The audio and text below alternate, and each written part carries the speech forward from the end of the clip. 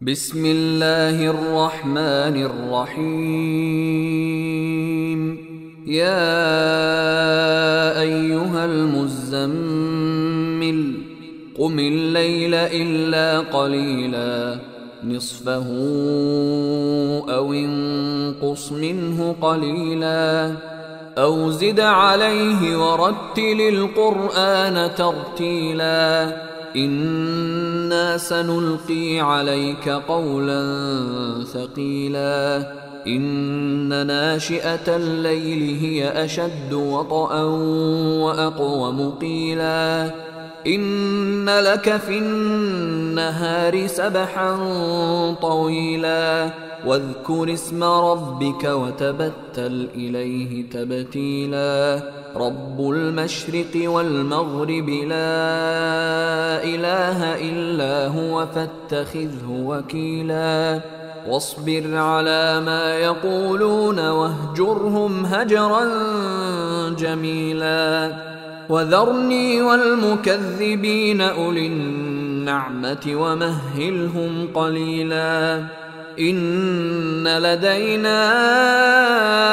أنكالا وجحيما وطعاما ذا غصة وعذابا أليما يوم ترجف الأرض والجبال وكانت الجبال كثيبا مهيلا إنا أرسلنا إليكم رسولا شاهدا عليكم كما أرسلنا إلى فرعون رسولا فعصى فرعون الرسول فأخذناه أخذا وبيلا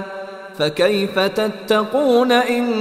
كفرتم يوما يجعل الولدان شيبا السماء منفطر به كان وعده مفعولا إن هذه تذكرة فمن شاء اتخذ إلى ربه سبيلا إن ربك يعلم أنك تقوم أدنى من ثلثي الليل ونصفه وثلثه وطائفة من الذين معك والله يقدر الليل والنهار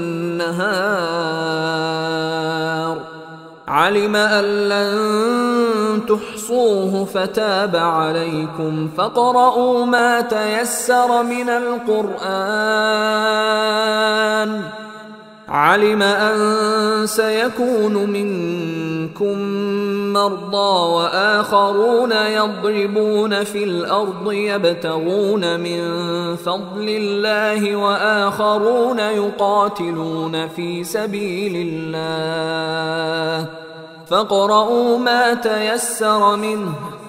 وأقيموا الصلاة وآتوا الزكاة وأقرضوا الله قرضا حسنا وما تقدموا لأنفسكم من خير تجدوه عند الله هو خيرا وأعظم أجرا واستغفروا الله إن الله غفور رحيم.